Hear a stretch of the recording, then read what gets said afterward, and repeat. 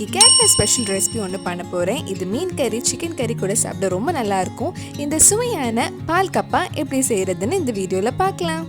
நான் இன்னைக்கு 1/2 கிலோ மரவள்ளி கிழங்கு எடுத்திருக்கேன். கேரளாவில் கப்பான்னு சொல்லுவாங்க. நல்லா வாஷ் பண்ணிவிட்டு இந்த மாதிரி க்யூப் ஷேப்பில் கட் பண்ணி எடுத்துக்கோங்க. இதுக்கு தேவையான அளவு உப்பு, இது முங்குற அளவுக்கு தண்ணி ஊற்றி குக்கரில் வேக வைக்கலாம். ஒவ்வொரு கிழங்கு ஒவ்வொரு மாதிரி இருக்கும், அதனால கரெக்டான வேகிற டைம் சொல்ல முடியாது. நான் குக்கரில் 5 விசில் கிட்ட வச்சுருக்கேன். நீங்கள் ஒரு 4-5 விசில் கிட்ட வச்சுட்டு ஓப்பன் பண்ணி பார்த்து அது வேகலைன்னா இன்னும் ஒரு 2 விசில் வச்சுக்கோங்க. குக்கர் விசில்லாம் போனதுக்கப்புறம் ஓப்பன் பண்ணி பார்க்கலாம். கிழங்கு நல்லா வெந்து இருக்கு. இதில் மிச்சம் இருக்கிற தண்ணியெல்லாம் வடிகட்டி எடுத்துடலாம். இப்போ ஒரு சின்ன மிக்ஸி ஜாரில் 6 சின்ன வெங்காயம், 2 பல் பூண்டு, 3 பச்சை மிளகாய் சேர்த்து கொஞ்சம் கொரப்பாக அரைச்சி எடுத்துக்கோங்க. நம்ம வேக வச்ச கிழங்கு இன்னொரு பேனுக்கு மாற்றிட்டேன். இது கூட நம்ம அரைச்ச பச்சை மிளகாய் வெங்காயம் ஆட் பண்ணி நல்லா மிக்ஸ் பண்ணலாம். மிக்ஸ் பண்ணும்போது கிழங்கை லைட்டாக மசிச்சு விட்டுக்கோங்க. நம்ம சேனலில் இதுக்கு முன்னாடி நிறைய மரவள்ளி கிழங்கு ரெசிபிஸ் பண்ணியிருக்கேன். நாகர்கோவில் ஸ்பெஷல் மரவள்ளி கிழங்கு, கப்பா வடை, கப்பா தோசை, கப்பா பிரியாணி, கேரளா ஸ்டைல் கப்பா.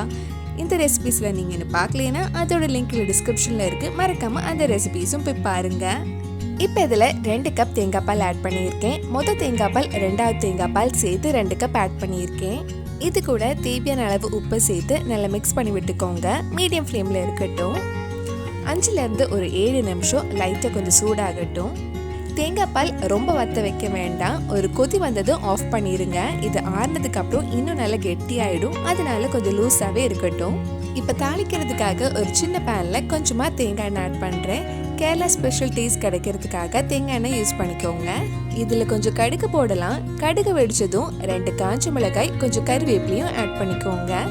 4-5 சின்ன வெங்காயம் குட்டி குட்டி பீஸாக கட் பண்ணி இதில் போட்டு நல்ல கோல்டன் ப்ரௌன் கலர் வரது வரைக்கும் வதக்கலாம். கிழங்கு முன்ன இருந்ததை விட இன்னும் கொஞ்சம் கெட்டியாயிருக்கு, அதனால கொஞ்சம் லூஸாகவே இருக்கட்டும். ஆஃப் பண்ணும்போது நேரம் போக போக இன்னும் கொஞ்சம் கெட்டியாயிட்டே இருக்கும். நம்ம வெங்காயமும் நல்ல கோல்டன் ப்ரௌன் கலர் ஆயிடுச்சு. இனி இது கிழங்குல போட்டா நம்ம சுவையான பால் கப்பை ரெடி ஆயிடும். இந்த கேரளா ஸ்பெஷல் பால் கப்பை மீன் கறி சிக்கன் கறி கூட சாப்பிட ரொம்ப நல்லா இருக்கும். கண்டிப்பா நீங்களும் இந்த ரெசிபி உங்க வீட்டில் செஞ்சு பாருங்க.